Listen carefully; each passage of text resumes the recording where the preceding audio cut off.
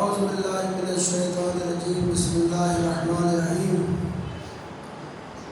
الحمدللہ رب العالمین والصلاة والسلام علی اشرف الانبیاء والمرسلین سیدنا و نبینا والقاسم محمد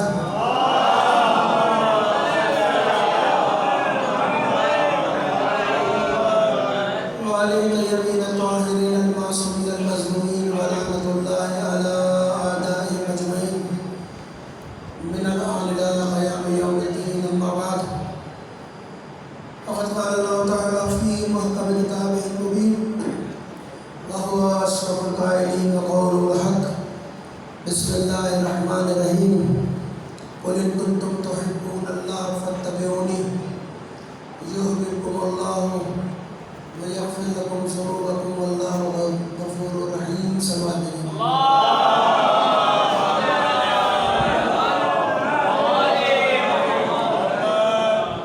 محترم آج سلسلہ کلام کی چھٹی مجلس اللہ ہے سورہ آل عمران کی آل عمران کی 31ویں آیت کو آپ کے سامنے میں نے سلام کلام قرار دیا اور اس کی آیت کے ذیل میں آپ کے سامنے گفتگو کر رہے ہیں اور مختلف مطالب آپ کے سامنے بیان کیے کہ پروردگار عالم اس آیت کے اندر انسان کو مخاطب کر کے کہا کہ اگر تم اللہ سے سچی محبت کرتے ہو تو فاتبعونی ہمارے نبی کی اتباع کرو، اس کی پیروی کرو تو یحببکم اللہ، اللہ بھی تمہارے سے محبت کرے گا، تم سے محبت کرے گا، اور جب وہ تم سے محبت کرے گا قادر مطلق تو یغفر لکم ذنوبکم، وہ تمہارے گناہوں کو بخش دے گا اور تمہارے گناہوں کو معاف کر دے گا، اور بے شک وہ بڑا بخشنے والا ہے، بڑا مہربان ہے، بڑا بخشنے والا ہے۔ دیکھیے عزیزان محترم، کل ہم نے آپ کے سامنے بات یہ تھی وسیلے کی، اور وسیلے تک آپ کی بات پہنچائی تھی کہ پروردگار عالم نے انسان کو بہترین وسیلہ اگر وہ اس زمین میں کوئی عطا کیا ہے تو وہ اہل بیت کی ذات ہے، یعنی خدا نے متعال نے انسان پر اگر احسان کیا ہے ایک تو ہمیں مکتب اہل بیت سے وابستہ کیا، اور اللہ کا یہ احسان ہے کہ ہم اہل بیت کو ہی وسیلہ بناتے ہیں، اپنی ہر مشکل میں اہل بیت کو وسیلہ بناتے ہیں۔ اس لیے ظاہری بات ہے خدا کے روح زمین پر اگر خدا کی سب سے زیادہ مقرب، سب سے زیادہ کوئی محترم شخصیات ہے خدا کے نزدیک تو وہ خاندان اہل بیت و خاندان رسالت ہے۔ روح زمین پر اس سے زیادہ خدا کے نزدیک کوئی مقرب نہیں ہے، کوئی محبوب نہیں ہے کہ خدا جن سے محبت کرتا ہو، خدا جن سے محبت کرتا ہو، جن کا حکم خدا نے قرآن میں دیا محبت کا، قل لا اسألکم علیہ اجرا الا المودۃ فی القربیٰ، رسول کہہ دیجیے آپ کیا کہ مجھے اجر رسالت نہیں چاہیے مگر یہ کہ میرے قرابت داروں سے محبت کرو، سب آدمی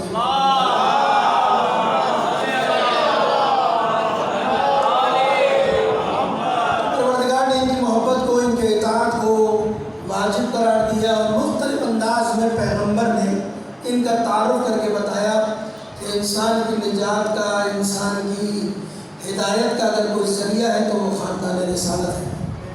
جب پیغمبر دنیا سے جا رہے ہیں تو بعض انداز میں اعلان کر رہے کہ انی تارک فیکم الثقلین، کتاب اللہ میں کردی دو چیزیں چھوڑے جا رہا ہوں تمہارے درمیان، دو چیزیں چھوڑے جا رہا ہوں، اگر ان کتابوں سے وابستہ رہو گے، ان سے متمسک رہو گے تو پیغمبر کہہ رہے ہیں میں ضمانت دے رہا ہوں کبھی گمراہ نہیں ہوگے، نہ تم گمراہی کے نزدیک جاؤ گے نہ گمراہی کے نزدیک پھٹک سکتے ہو اگر تم نے دونوں کا دامن پکڑ لیا۔ ایک اللہ کی کتاب ہے، ایک میری اطرت و اہل بیت ہے، اور ضمانت دے رہا ہوں کہ قرآن و اہل بیت کا رشتہ ایسا نہیں کہ دنیا کے اندر ہے، دنیا میں قرآن و اہل بیت ساتھ نہیں ہے، بلکہ پیغمبر کہہ رہے حتیٰ یرید علی الحوض لا واللہ، یہ مت سمجھنا قرآن و اہل بیت دنیا میں تمہارے ساتھ نہیں بلکہ یہ دونوں حوض کوثر پر میرے پاس آئیں گے، یعنی قرآن بھی حوض کوثر پر آئے گا، اہل بیت بھی حوض کوثر پر آئیں گے، یعنی جو انسان، جو بشر حوض کوثر پر پہنچنا چاہتا ہے اس کے لیے لازمی یہ ہے کہ وہ دنیا میں قرآن و اہل بیت کے دامن سے وابستہ ہو جائے۔ اچھا ایسا نہیں ہے کہ کوئی یہ سمجھے کہ ہمارے لیے اللہ کی کتاب کافی ہے،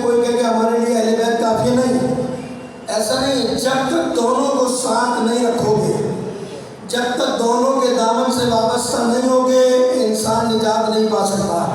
یعنی یہ نہ سمجھے کوئی کہ اللہ کی کتاب کافی ہے ہمارے لیے کہ وہ نجات پا جائے گا، نہیں، وہ بھی نجات نہیں پائے گا۔ اور اگر کوئی یہ کہے کہ میرے لیے صرف اہل بیت کافی ہے، اللہ کی کتاب کافی نہیں ہے، تو وہ بھی نجات نہیں پائے گا۔ پیغمبر نے کہہ دیا انسان کی نجات کا دار و مدار قرآن اور اہل بیت سے وابستگی کا نتیجہ ہے۔ صلوات دیجیے محمد۔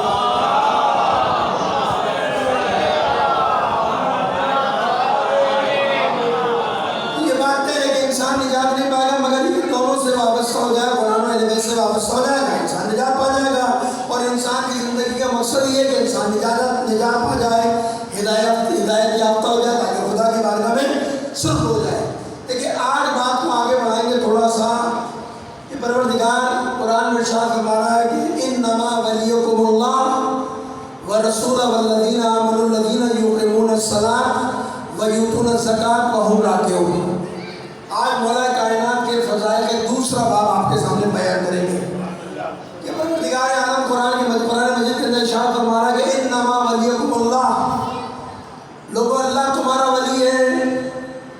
انما ولیکم اللہ ورسول، رسول تمہارا ولی ہے۔ اور کون ولی ہے؟ وہ تمہارا ولی ہے جو نماز قائم کرتے ہیں اور حالت رکوع میں زکوٰۃ دیتے ہیں، وہ تمہارا ولی ہے، وہ تمہارا سرپرست ہے۔ یعنی پروردگار عالم نے اس آیت میں تین مولاؤں کا تعارف کرایا کہ تمہارے تین مولا ہیں، تمہارے تین مولا ہیں، تمہارے تین آقا ہیں۔ اچھا یہ تینوں دوستی کے معنی میں نہیں ہے۔ ہمارے حضرات برادران اہل سنت جو کہتے ہیں مولا سے مراد دوستی ہے، تو میں آپ سے پوچھتا ہوں کہ مجھے بتائیے کیا انسان کی اتنی اوقات ہے کہ وہ خدا کے بارے میں یہ کہے کہ اللہ ہمارا دوست ہے، رسول ہمارا دوست ہے؟ قرآن تو یہی کہہ رہا ہے کہ اللہ تمہارا ولی ہے، رسول تمہارا ولی ہے، اور وہ تمہارا ولی ہے جو حالت رکوع میں زکوٰۃ دے۔ یہاں مولا کے معنی دوستی کے نہیں ہے، بلکہ پروردگار نے واضح کہہ دیا کہ اللہ تمہارا سرپرست ہے، تمہارا حاکم ہے، تم پر حق کے تصرف رکھتا ہے۔ جس طرح اللہ تم پر حاکم ہے، اسی طرح میرا نبی تم پر حاکم ہے، اور اسی طرح وہ حاکم ہے جو نماز کی حالت میں زکوٰۃ دے دے۔ مسئلہ دوستی کا نہیں ہے، سلام بھیجیے محمد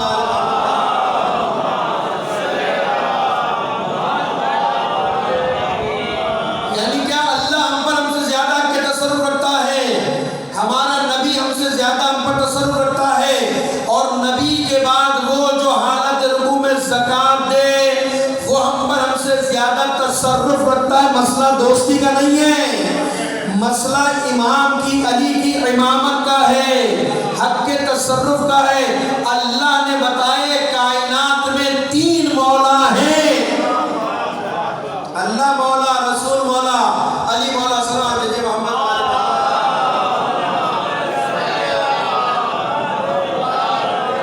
اب آئیے اس آیت کی تفسیر کی طرف چلتے ہیں کہ شان نزول کیا ہے۔ شان نزول اس لیے بتا رہے ہیں تاکہ بچوں کی سمجھ میں آ جائے کہ یہ آیت نازل ہوئی انما ولیکم اللہ ورسولہ والذین آمنوا الذین یقیمون الصلاۃ ویؤتون الزکاۃ وہم راکعون۔ یہ کب نازل اور کس کی شان میں نازل ہوئی؟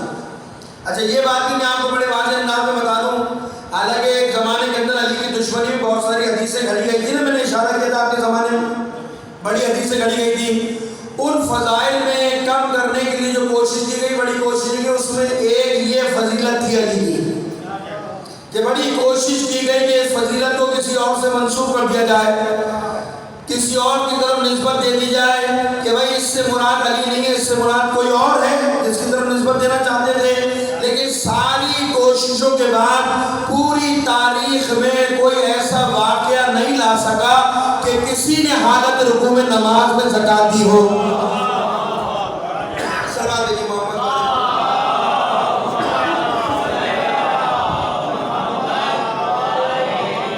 سوائے علی بن ابی طالب کے کوئی ہے ہی نہیں جس نے حالت رکوع میں زکوٰۃ دی ہو۔ تو اذان مطلب اس آیت کا شان نزول کیا ہے؟ ایک بار صلوات بھیجیے محمد والے۔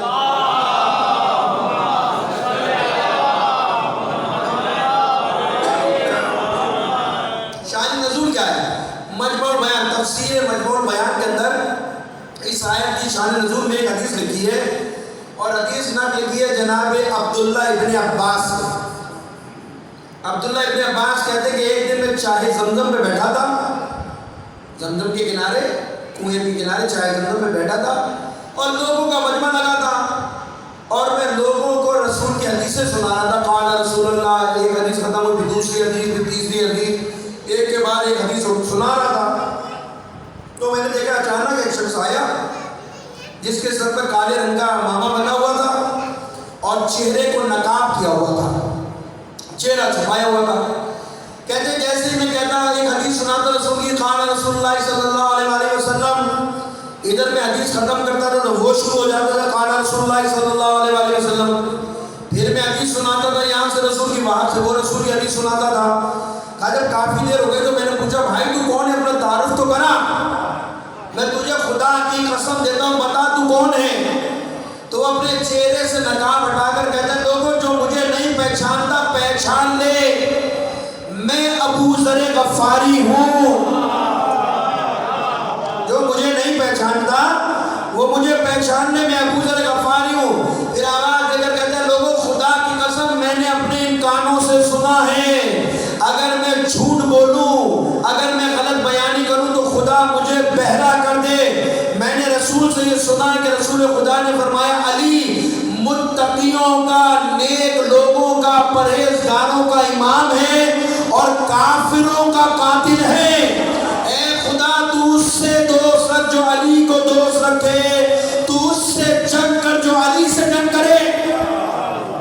اور کہہ رہے ابو ذر غفاری کہ میں نے خود سنا ہے اگر میں غلط بیانی کروں تو خدا مجھے بہرا کر دے، کہ پیغمبر نے فرمایا علی نیک امام، نیک لوگوں کے امام ہیں، متقی کے امام ہیں اور کفار کے قاتل ہیں۔ پھر اس کے بعد کہتے لوگوں سنو، ایک دن میں پیغمبر کے ساتھ نماز پڑھ رہا تھا تو ایک سائل مسجد میں داخل ہوا۔ ابھی آیت کا نزول بتا رہے ہیں، آیت کی شان نزول۔ کہتا میں نماز پڑھ رہا تھا پیغمبر کے ساتھ، ابو ذر کہتے ہیں اچانک مسجد میں ایک سائل داخل ہوا اور اس نے اللہ کے نام پر سوال کیا ہے کوئی مجھے اللہ کے نام پر دینے والا؟ دو تین بار اس نے سوال کیا، جب کسی نے جواب نہ دیا تو اس نے آسمان کی طرف رک کر کہا پروردگار گواہ رہنا، تیرے نبی کی مسجد میں آ کر سوال کیا تھا لیکن کسی نے مجھے سوال کا جواب نہیں دیا، کسی نے مجھے رائے خدا میں کچھ دیا نہیں۔ ابھی اس نے یہ جملے کہے تھے کہ علی نے حالت رکوع میں اپنی آخری انگلی کی طرف اشارہ کیا، بس اس سائل نے انگلی سے انگوٹھی اتاری اور چلا گیا۔ ادھر نماز ختم ہوئی، پیغمبر نے اپنے ہاتھوں کو بلند کر کر کہا پروردگار میرے بھائی موسیٰ نے تیری بارگاہ میں دعا کی تھی کہ پروردگار میرے سینے کو کشادہ کر دے، میری زبان کی لکنت کو کھول دے اور میرے کام کو مجھ پر آسان کر دے، اور تجھ سے کہا تھا کہ میرے بھائی ہارون کو میرا پشتیبان بنا دے۔ کیا کہہ رہے پیغمبر کہ میرے بھائی موسیٰ نے دعا کی تھی کہ میرے سینے کو کشادہ کر دے، میری زبان کی لکنت کو کھول دے تاکہ لوگ میری بات سمجھیں، میری بات آسانی سے سمجھ سکیں، اور میرے بھائی ہارون کو میرا پشتیبان بنا دے، میرا وزیر بنا دے۔ پھر پیغمبر نے دعا کی پروردگار میں تیرا مقرب بندہ ہوں، میں تیرا برگزیدہ بندہ ہوں، تیری بارگاہ میں دعا کرتا ہوں پروردگار میرے سینے کو کشادہ کر دے، میری زبان کی لکنت کو کھول دے، اور میرے خاندان میں سے میرے بھائی علی کو میرا وزیر بنا دے، میرے خاندان میں سے میرے بھائی علی بن ابی طالب کو میرا وزیر قرار دے۔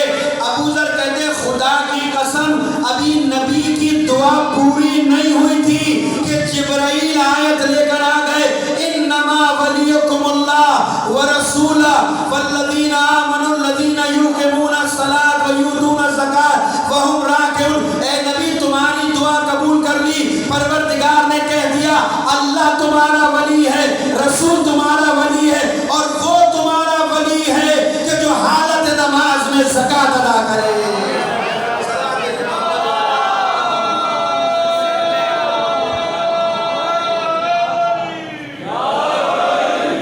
یعنی پروردگار نے علی کی ولایت کا اعلان کر دیا اور بتا دیا کہ یہ حق ولایت رکھتا ہے، یہ حق تصرف رکھتا ہے.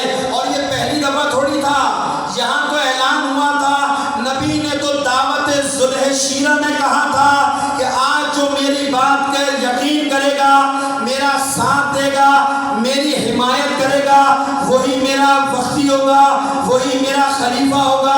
تو یہ تو پہلے دن اعلان ہو گیا تھا. پورے مجمع میں کوئی نہیں کھڑا ہوا تھا. علی کھڑے ہوئے پھر بٹھا دیے گئے، پھر علی نصرت کے لیے کھڑے ہوئے، حمایت کے لیے پھر بٹھا دیے گئے. جب تینوں دعوتوں میں سوائے علی کے کوئی کھڑا نہ ہوا تو اسی دن رسول نے کہہ دیا تھا یہ میرا بھائی علی میرا وزیر ہے، میرا وصی ہے، اور میرے بعد یہ تمہارا خلیفہ ہے. تو اعلان تو وہی کر دیا تھا. یہاں تو قرآن ایک کے بعد تائید کرتا جا رہا ہے، بار بار تائید کرتا جا رہا ہے. قرآن غدیر میں کیا ہوا تھا؟ وہ جو اعلان علی کی ولایت کا کیا تھا دعوت ذوالحجہ شیرہ میں، اس کی تکمیل کا اعلان تو خدا نے غدیر میں کیا تھا. اسی کی تکمیل کا تو اعلان کیا تھا، کیونکہ قرآن آ چکا تھا، نماز آ چکی تھی، روزہ آ چکا تھا، حج آ چکا تھا، زکات سب آ چکی تھی. کل اشارہ کر دوں گا آپ کے سامنے، کل یہ باتیں آئیں گی. یہ ساری چیزیں آ چکی تھی نا، لیکن پروردگار کا پھر بھی دین مکمل نہیں ہوا تھا. علی کی ولایت کا اعلان کر کے بتایا تھا الیوم اکملت لکم دینکم، سارا دین بھیج چکا تھا. علی کی ولایت نہیں تھی. آج علی کی ولایت کے ذریعے خدا اعلان کر رہا ہے کہ میرا دین مکمل ہو گیا ہے.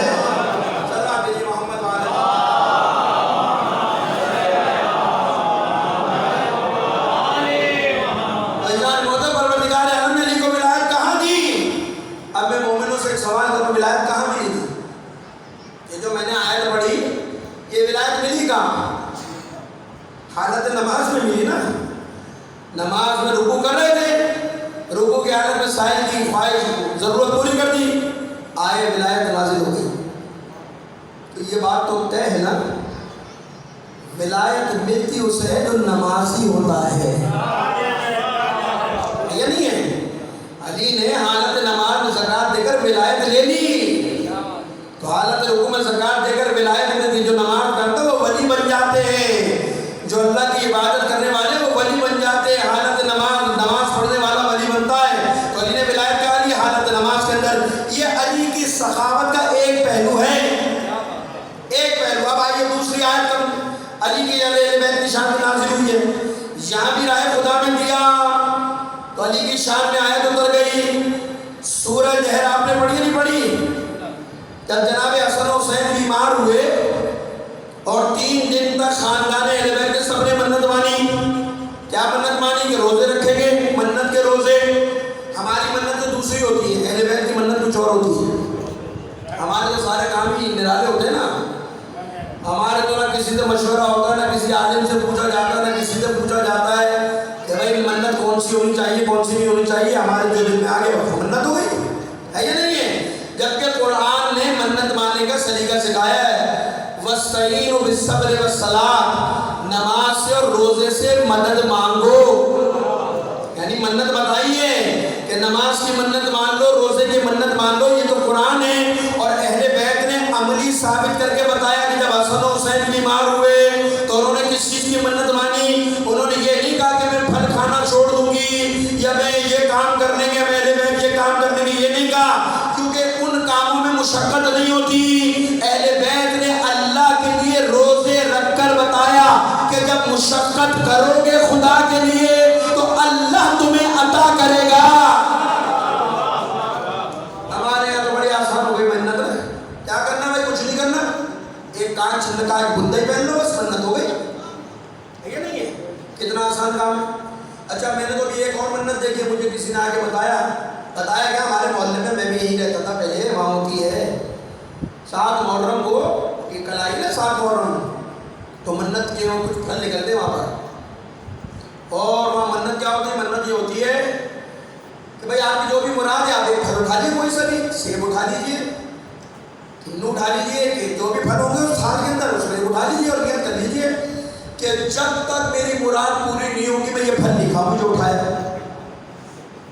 یہ منت ہے. معذرت کتاب اچھی لگے یا بری لگے، اب تو ویسے بھی 3 دن ہی رہ گئے. 3 دن بعد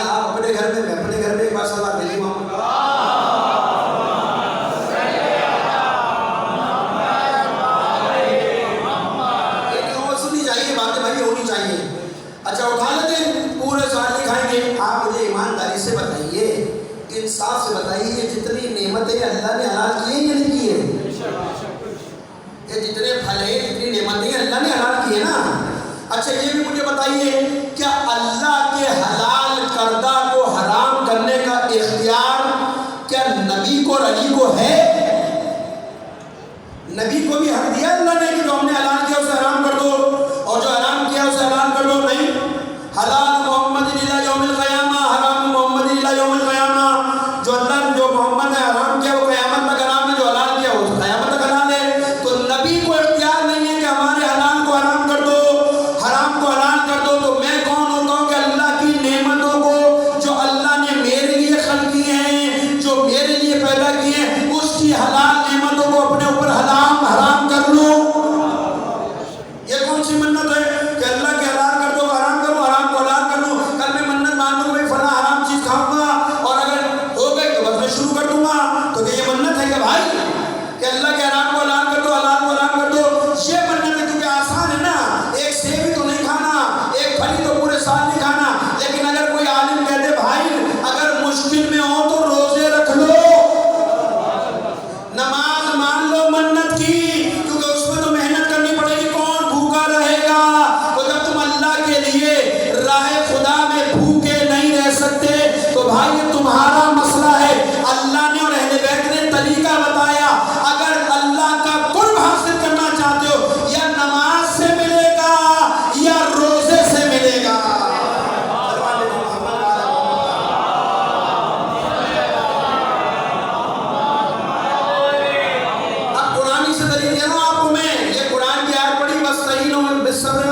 نماز اور روزے سے مدد مانگو، یعنی ان سے منت مانگو، نماز روزے سے. اچھا منت میں آپ کے سامنے پیش کر رہا ہوں، جناب حسن حسین بیمار ہوئے تھے. سورہ دہر کی آیت ہے یا نہیں ہے؟ وَيُطْعِمُونَ الطَّعَامَ عَلَىٰ حُبِّهِ مِسْكِينًا وَيَتِيمًا وَأَسِيرًا. قرآن کی آیت ہے نا سورہ دہر کی. کیا کہا تھا کہ جب حسن حسین بیمار ہوئے پورے خاندان اہل بیت نے روزہ رکھا، روزہ رکھ لیا.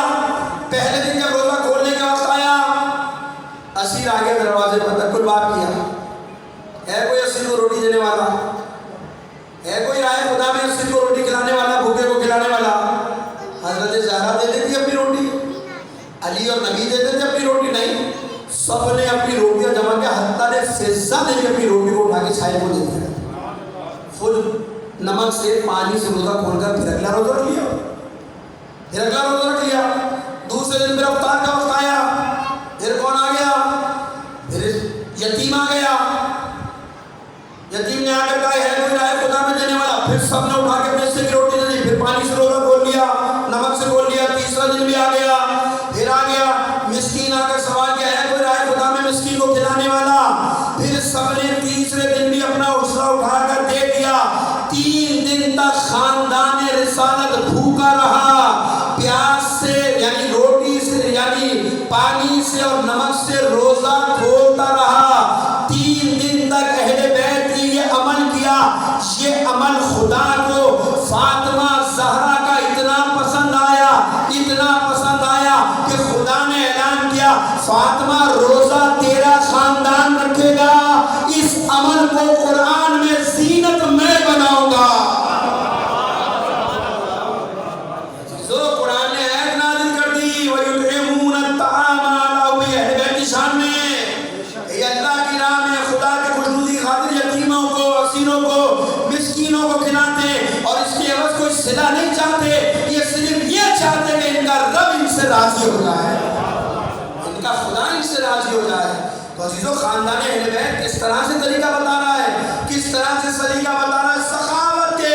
اگر بعد میں جاؤ گے تو عزیزو اہل بیت ہے نا، حتیٰ کہ میں یہاں تک پڑھ کے آیا ہوں کہ علی کے دشمن نے علی کی سخاوت کا اقرار کیا. دشمن، بدترین دشمن ہے. وہ ایک آدمی پہنچ گیا گھومتا پھرتا اس کے دربار ہوتا ہے، لالچی آدمی، ان کو پتا ہوتا ہے کہ یہ اس کے بڑے مخالف ہیں، یا تو اس کی برائی کرو تو یہ خوش ہوں گے تو انعام دیں گے. ایسے ہی پہنچ گیا اور اس کے بعد جا کر بیٹھ گیا. اس نے پوچھا بھائی کہاں سے آئے؟ اس نے کہا دنیا کے سب سے بڑے بخیل آدمی کے پاس سے آ. نام سن رہا. اس نے کون ہے بھائی وہ؟ اس نے علی کے پاس سے آ رہا ہوں. تو کہا اس نے اس لیے کہ وہ خوش ہو جائے کیونکہ علی کا مخالف ہے. اور اس کے بعد سے خبردار سب کچھ کہہ لینا، علی کو بخیل نہ کہنا، سب کچھ کہہ لینا، علی کو بخیل نہ کہنا۔ کیوں؟ کہتا خدا کی قسم میں علی کی سخاوت کے بارے میں جانتا ہوں، اگر اس علی کے پاس 2 گھر ہوں، ایک گھر پورا سونے سے بھرا ہوا ہو، دوسرا گھر پورا بھوسے سے بھرا ہو، تو خدا کی قسم میں علی کو جانتا ہوں علی سونے والا گھر پہلے لوگوں میں تقسیم کرے گا۔ علی کو بخیل نہ کہنا۔ اسی لیے تاریخ اٹھا کر پڑھو، عیسائی کے یہودیوں کے باغ میں پودے لگایا کرتے تھے، پانی دیا کرتے تھے، گڑھے کھودا کرتے تھے، اور اس سے جو کچھ بھی ملتا تھا علی غریبوں میں تقسیم کیا کرتے تھے، اپنے پیٹ پر پتھر باندھا کرتے تھے۔ یہ ہے علی کا کردار۔ صلاۃ جی محمد وعلی محمد۔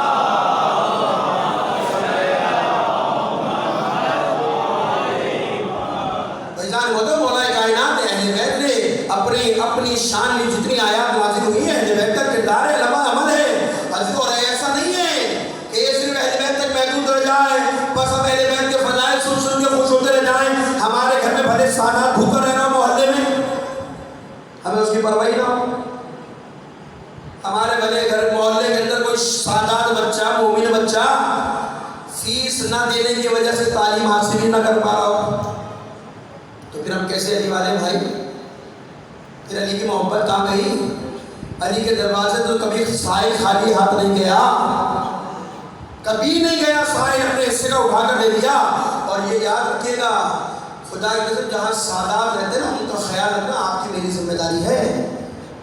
ممکن ہے زیادہ جو ہو سکتا ہے وہ دے دو، خالی ہاتھ نہ کرو۔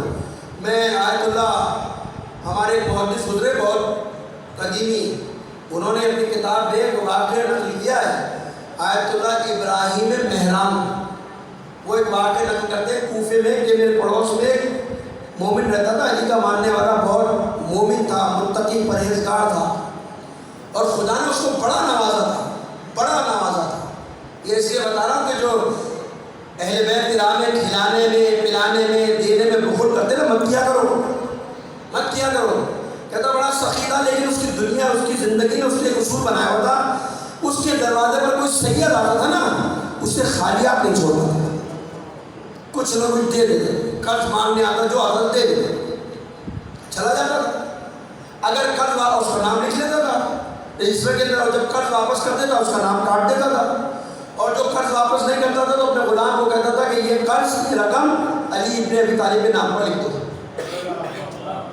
یہ پیسے میں نے سید کو دیے، مولا علی کے نام پر لکھ دو، امیر المومنین کے نام پر۔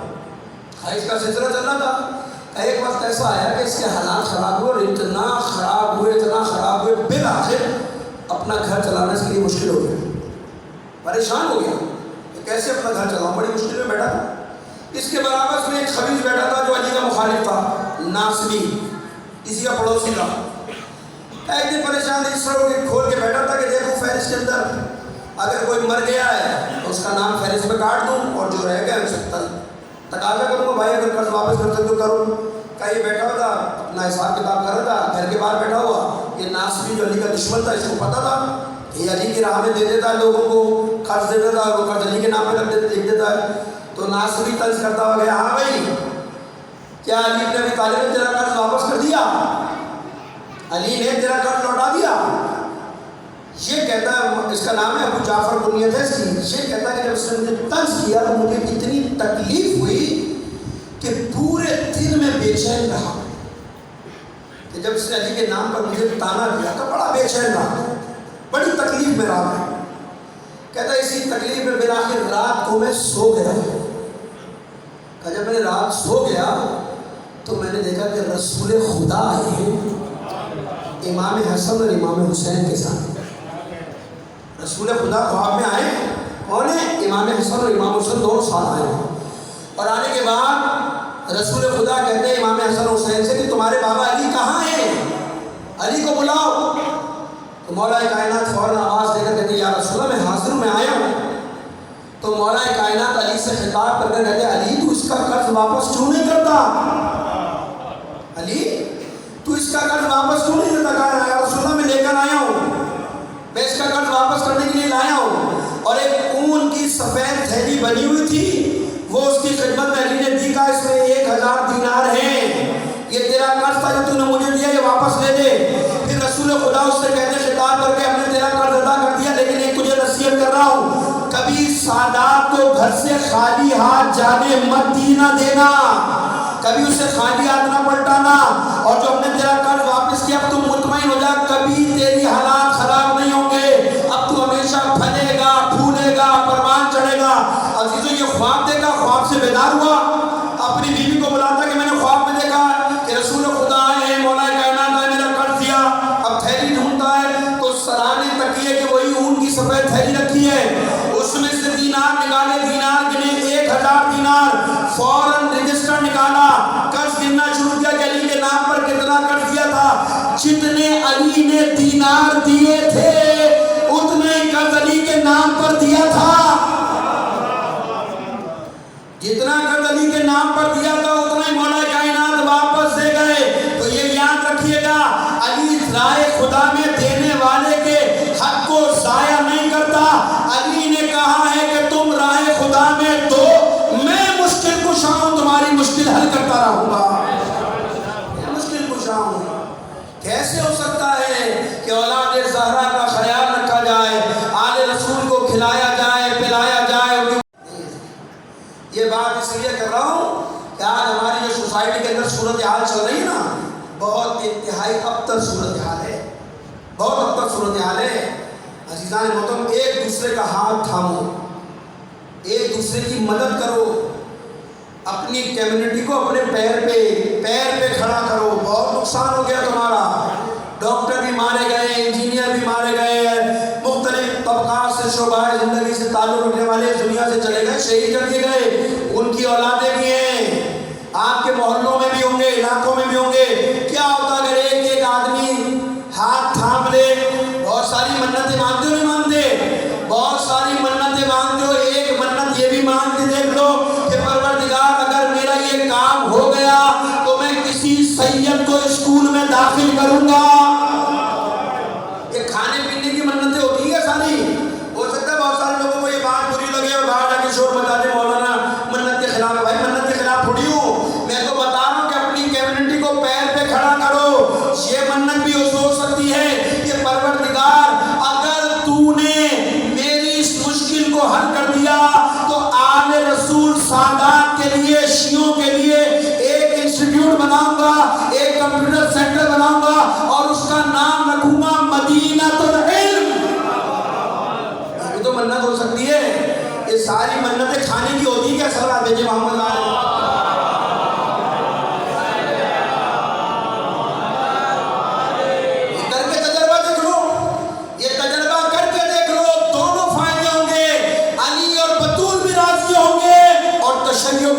اوپر کی طرف آ جائے گا.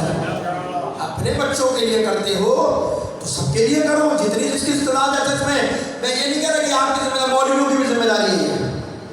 سادات کو ہمارے پاس کیا آتا ہے نا بھائی, گھوم میرے پاس نہیں آتا. بہرحال یہ میرے پاس اجازت نہیں جو میں لوں گا, اور جن کے پاس بھی آتا ہے میں ان کی بات کر رہا ہوں. ہمارے پاس بھی لوگ بہت سارے بیچتے چیزیں, لیکن ذمہ داری علماء کی بھی ہے اور آپ کی بھی ذمہ داری. جو ممکن ہو سکے رائے خدا میں دو, علی کے نام پر قرض دے دو, دے کے بھول جاؤ, علی اس کا صلہ وہاں دے گا. صلوات علی محمد بات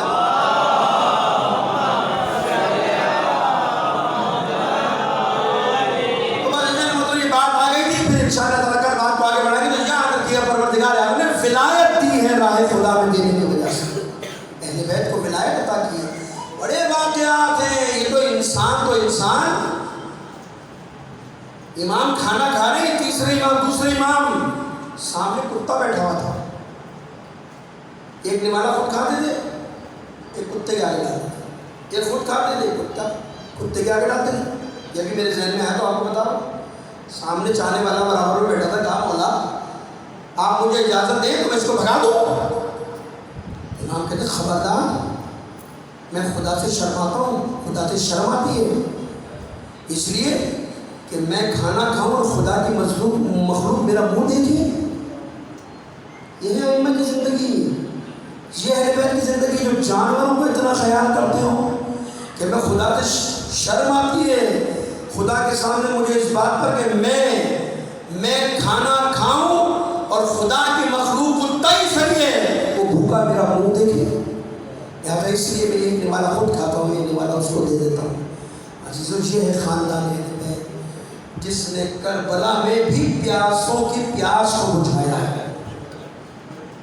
नहीं बुझाया हो रहा है तो अपना लश्कर लेकर भूखा प्यासा हुसैन बचा लेते पानी कि तुम तो मेरे मुखालिफ हो, तुम तो मेरे दुश्मन हो, है नहीं, रोक लेते पानी। हत्ता कि सिफ़ीन के मैदान में वो दुश्मन लड़ने के लिए आया जब अमीर शाम, तो उसने आते ही घाट पर कब्जा किया। पहले घाट पर कब्जा करके ऐलान कर दिया। ऐलान क्या किया? ऐलान ये किया कि अली के सिपाही पानी से सैराब नहीं हो सकते। और जब मालिक अस्तर को आगे बताया ना, मालिक अस्तर ने मौला कायनात को आगे बताया, पानी पे के पहरा लगा दिया मेरे सामने और ऐलान कर दिया कि अली के सिपाही पानी नहीं पी सकते। तो मौला कायनात ने पैगाम दे जाके जाओ मेरे शाम को जाके बताओ भाई पानी पे जंग नहीं है हमारी, मसला हक और बातिल का, पानी पे जंग थोड़ी है। पानी को अल्लाह ने अपनी मखलूक के लिए बनाया, तुम भी पियो हम भी पिए, तुम्हारे जानवर भी पिए हमारे जानवर भी, पानी पर कोई जंग नहीं है। वहाँ एक पैगाम भेजा, वहाँ से जवाब आया कि हमारी सफ़ें खून से सैराब हो सकती हैं, अली के सिपाही पानी से सैराब नहीं हो सकते। फिर मौला कायनात ने मालिक अस्तर को भेजा कि भाई जाके समझा दो। फिर नामकूल सा जवाब मिल गया। फिर अली ने मालिक अस्तर की पीठ ठोकते हुए कहा, जाओ मालिक अस्तर पैगाम दे दो मेरे शाम को और उसको जाकर कह देना, अगर तू ये समझता कि अली बूढ़ा हो गया है तो सुन ले, अली के हाथ में वही ताकत है, अली के हाथ में वही तलवार है कि जिससे बद्र में तेरे बाप दादा की गर्दन उड़ाई थी, इससे बद्र में तेरे बाप दादा की गर्दन उड़ाई थी। लेकिन अली पानी पर जंग करना नहीं चाहता। और फिर जब नामकूल सा जवाब मिला, अली ने कहा, जाओ मालिक अस्तर तो बेताब हो रहा था कि जैसे मुझे मौका दे मौला, फिर मैं जंग के नक्शे को पलट के रख दूंगा। इधर अली ने कहा, जाओ मालिक रास्ता पैदा करो घाट पर। और पहले ही हमले में मालिक अस्तर ने जूते मारकर भगा दिया, भाग गए जूते खाकर। अब घाट पर किसका कब्जा है? अली का कब्जा। अब ये जूते खाकर, मार खाकर, लुटे पिटे पहुंचे अमीर शाम के पास और जाकर का गजब हो गया। क्या हुआ? अली ने तेरे सिपाहियों को मारकर भगा दिया, अब घाट तेरे हाथ में नहीं है, घाट अली के हाथ में है। तो ये घबरा कर फौरन कहता है, अब क्या होगा? अब तो अली हम पर पानी बंद कर देगा। जैसे इसने जुमला कहा, उमर आस बराबर में बैठा था, फौरन कहता है, क्या तूने अली को अपना जैसा समझ लिया?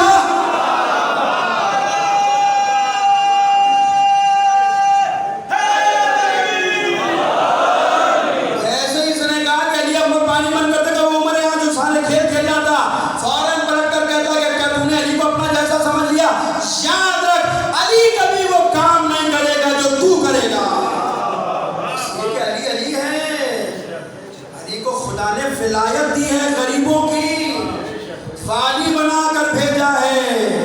मालिक अस्तर के नाम जो खत लिखा है नहजुल बलागा में, कभी खोल कर तो पढ़े, कभी उस्मान बिन हुनैफ का इंसान खत खोल कर तो पढ़े कि अली ने अपने वजीरों को, अपने अम्मानों को कैसी तायद की थी। मोहम्मद बिन हुनैफ को जो खत लिखा था, अली की जब मुखबरी हुई, लोगों ने मुखबरी की अली बिन अबी तालिब को कि आपने जिससे वाली बनाकर भेजा है वो ऐसी दावत में गया था, गरीब नहीं जा सकते थे। अली को खबर मिली तो खत लिखा नहजुल बलागा में मौजूद है, ए उस्मान बिन हुनैफ, ये क्या सुन रहा हूँ कि तुमने एक ऐसी दावत में शिरकत की है कि जहाँ गरीबों का दाखिला ममनू था, तुमने रंगारंग किस्म के खाने खाए, मुख्तलिफ किस्म के मशरूबात पिए। ए उस्मान बिन हुनैफ, जब तुम ये खा रहे थे तो कोई निवाला तुम्हारे गले में नहीं अटका कि तुम्हें ख्याल आता कि अली ने तुम्हें गरीबों का हाकिम बनाकर भेजा है, अली ने तुम्हें गरीबों की विलायत दी है। अजीजों, ये है अली इब्न अबी तालिब कि जो गरीबों का हाथ थाम रहा है कि मुझे विलायत गरीबों की दी गई है। मुझे अली को अल्लाह ने विलायत दी गरीबों के लिए, इसलिए पूरी जिंदगी खुदा की कसम अली सूखी रोटी खाता था, टेबल लगे कपड़े पहनता था। क्यों? जब किसी ने पूछा ना, मौला सूखी रोटी क्यों खाते, टेबल लगे कपड़े क्यों पहनते, कहा इसलिए कि डरता हूँ कि कोई खड़ा होकर अली की शिकायत ना करे, खुदा की बात क़यामत के दिन शिकायत ना करे कि परवरदिगार मैं अली की हुकूमत में रहता था, علی اچھا کھاتا تھا، علی اچھا پہنتا تھا، میں علی کی حکومت میں بھوکا سویا کرتا تھا۔ علی کہتے ہیں خدا کی قسم میں وہ روٹی کھاتا ہوں، میں وہ لباس پہنتا ہوں، پورے بلاد اسلامی میں کوئی ایسا کھانا نہیں کھاتا ہوگا جیسے میں کھاتا ہوں، اس لیے کہ مجھے اللہ نے غریبوں کا والی بنایا ہے۔ بس یاد رکھیے گا علی کے کردار کا ایک پہلو یہ بھی ہے، علی کے فضائل کا ایک پہلو یہ بھی ہے، اور یہ کبھی موقع ملا زندگی کے اندر خدا نے توفیق دی تو کبھی آپ کے سامنے گفتگو کروں گا علی کی حکومت کے اوپر، کہ علی کی حکومت میں علی نے ایسے کیسے اقدامات کیے کہ آج 1400 سال گزرنے کے بعد اقوام متحدہ کا سیکرٹری جنرل جب والی بنا کر بھیجا تھا، مصر کا والی بنا کر بھیجا تھا مالک استر کو، تو مصریوں نے علی ابن ابی طالب کا وہ ایک خط جو مالک استر کے نام لکھا تھا وہ اقوام متحدہ کے اندر پیش کیا۔ اقوام متحدہ کے سیکرٹری جنرل اس خط کو پڑھا اور پڑھنے کے بعد یہ کمنٹس دیے، خدا کی قسم اگر علی کے اس خط پر عمل کیا جائے تو پوری دنیا کے اندر عدل و انصاف قائم ہو سکتا ہے۔ ایک خط ہے علی کا جس میں علی نے بتایا کہ حاکم کے حقوق کیا ہیں، حاکم کے فرائض کیا، رعایا کے حقوق کیا ہیں۔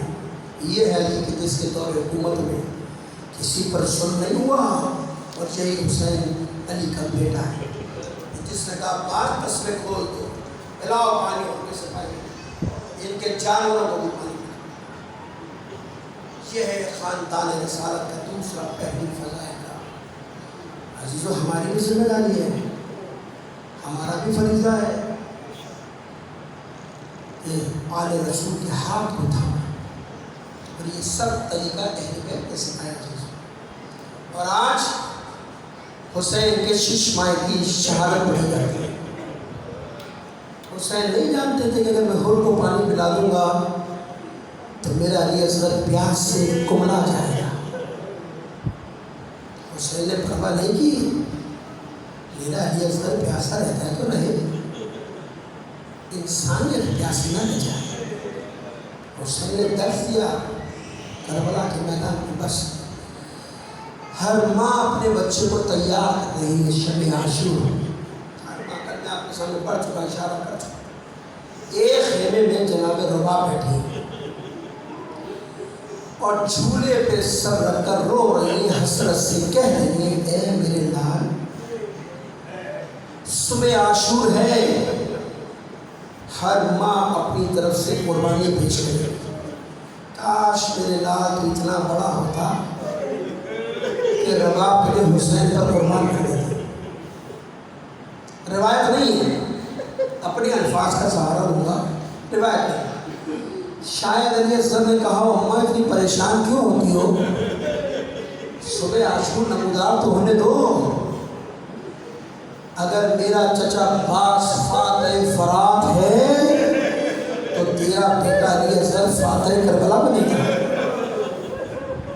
صبح عاشور نمودار ہوئی، ایک کر جان ساتھ چاہتے رہے جاتے۔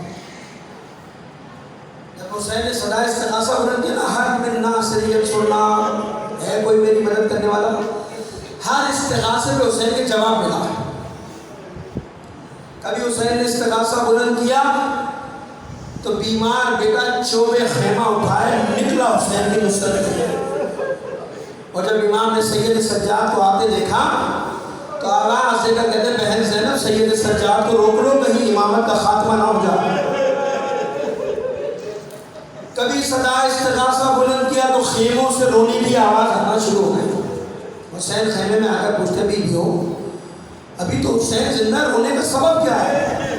بیویاں رو کر کہتی ہیں مولا جب سے صدا استغاثہ بلند کیا نا آپ نے تو یہ بچہ جھولے میں نہیں سمجھتا، بار بار اپنے آپ کو جھولے سے گرا دیتا ہے، بار بار جھولے سے گرا دیتا ہے۔ میرا دل کہتا حسین نے علی اصغر کو گود میں لیا ہوگا اور آنکھوں میں علی اصغر سے کہا ہوگا اچھا میرے لال جنگ کے لیے اتنا بے چین ہو، جنگ کے لیے اتنا بے چین ہو، لا اور باپ میں اپنے بچے کو پانی پلا کر لیا۔ علی اصغر کو ساتھ لیا، چلچلاتی دھوپ ہے، علی اصغر کے اوپر ابا کا دامن ڈال دیا، جب میدان کربلا میں آیا آواز دے کر کہتے ظالموں تم سے حسین کی جنگ ہے، حسین کی لڑائی تم سے، تمہاری لڑائی حسین سے ہے، لیکن اس 6 ماہ کے بچے نے تمہارا کیا کیا ہے؟ اس 6 ماہ کے بچے کا کیا قصور ہے؟ ارے اس کی تو ماں کا دودھ بھی خشک ہو چکا ہے، اگر ہو سکے تو اسے پانی پلا دو۔ کوئی جواب نہ ملا، کوئی جواب نہ دیا۔ عزادارہ نے حسین پھر آواز دے کر کہتے حسین اچھا تم یہ سمجھتے ہو کہ اس کے بہانے حسین پانی پی لے گا؟ تو لو میں اسے کربلا کی زمین پر لٹا دیتا ہوں، تم خود اپنے ہاتھ سے اسے سیراب کر دو، اسے پانی پلا دو۔ حسین نے علی اصغر کو کربلا کی زمین پر لٹا دیا۔ عزادارہ حسین پیچھے ہٹ گئے، کافی دیر تک جب کوئی جواب نہ ملا حسین نے اپنے لخت جگر کو اٹھایا، اپنے بچے کو اٹھایا اور زبان میں کہا ہوگا، بے زبانی میں اے حسین نے کہا ہوگا علی اصغر میں نے حجت تمام کر دی، میں حجت خدا ہوں، میں نے اپنی حجت تمام کر دی، میرے لال تو بھی اپنی حجت تمام کر دے، تو حجت خدا کا بیٹا اپنی حجت تمام کر دے۔ بس عزیزوں روایت نہیں اپنی باتوں کا سہارا لے رہا ہوں، بس یہی وقت ہوگا کہ کوئی ماں در خیمہ پر کھڑی ہوگی، علی اصغر نے پلٹ کر دیکھا ہوگا، اماں اب اپنے بیٹے کے حملے کو دے، اپنے لال کے حملے کو دے۔ پس عزادارہ نے حسین علی اصغر نے سوکھی ہونٹوں کی کمان میں اپنی سوکھی زبان کا تیر لیا اور عمر سعد کے لشکر پر پھینکا، یعنی اپنی سوکھی زبان کو ہونٹوں پر پھیرنا شروع کیا۔ ادھر عمر سعد کے لشکر میں تلاطم برپا ہو گیا، لوگ تلوار لے کر آ گئے، عمر سعد اس بچے کو پانی پلا دے ورنہ تجھے قتل کر دیں گے، ورنہ تجھے مار دیں گے۔ جب یہ حالت دیکھی تو عمر سعد نے فوراً بلایا، حرملہ کہاں ہے، حرملہ کہاں ہے؟ عزیزو جانتے ہو کہ جب امیر مختار کو گرفتار کیا گیا، امیر مختار نے جب حرملہ کو گرفتار کیا تھا نا تو حرملہ نے پوچھا تھا، حرملہ سے پوچھا تھا اے حرملہ یہ بتا تو نے آخر کربلا میں ایسا کون سا کام کیا تھا کہ میرا چوتھا امام سید سجاد تیری موت کے لیے دعائیں کرتا تھا؟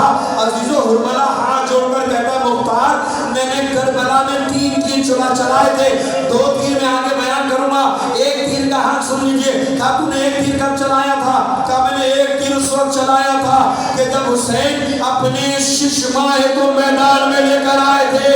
عزادارہ نے حسین واقعہ کربلا کے بعد کسی نے اس خبیث سے پوچھا تھا کہ حرملہ تو اتنا بڑا پہلوان تھا، اتنا بڑا تیر انداز تھا، میں دیکھ رہا تھا کہ جب تو علی اصغر کا نشانہ لے رہا تھا تیرے ہاتھوں پہ لرزہ تھا، تیرے ہاتھ سے تیر بار بار چھوٹ رہا تھا، آخر وجہ کیا ہے؟ حرملہ کہتا جب میں نے پہلے بار علی اصغر کا نشانہ لیا تو میں نے دیکھا رسول خدا میرے سامنے کھڑے ہیں اور رو کر کہہ رہے حرملہ ارے میرے بچے کو دے، میرے بچے پر رحم کر دے۔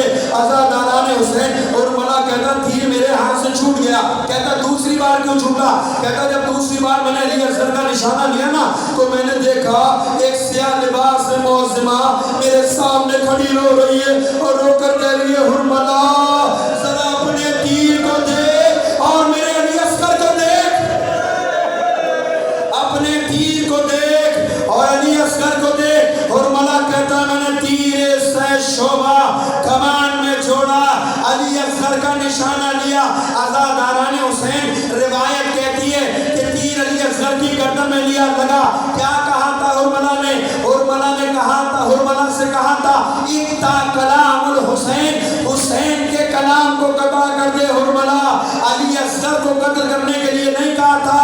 عزیزو تیر چھوڑا حرملہ نے، حسین کا نشانہ لیا تھا، لیکن کیسے ہو سکتا ہے حسین کا ننھا سپاہی زندہ ہو اور بابا کے کوئی زخم آ جائے؟ ادھر تیر کمان میں چھوڑا، ادھر علی اصغر نے اپنی نگاہ کو جما دیا، جیسے ہی تیر چلا ہے علی اصغر نے نگاہ جمایا ہوا ہے اور جیسے ہی تیر حسین کے نزدیک آیا علی اصغر نے ہمک کر تیر کو اپنی گردن پر لے لیا، تیر کے زاویے کو موڑ دیا۔ اسی لیے ہر روایت کہتی ہے پہلے تیر علی اصغر کی گردن میں لگا، بعد میں حسین کے بازو پہ لگا۔ ارے یہی تو کہا تھا علی اصغر نے، ارے بابا ابھی تیرا بیٹا زندہ ہے، جب تک عقل زندہ ہے کوئی زخم تجھے نہیں لگے گا۔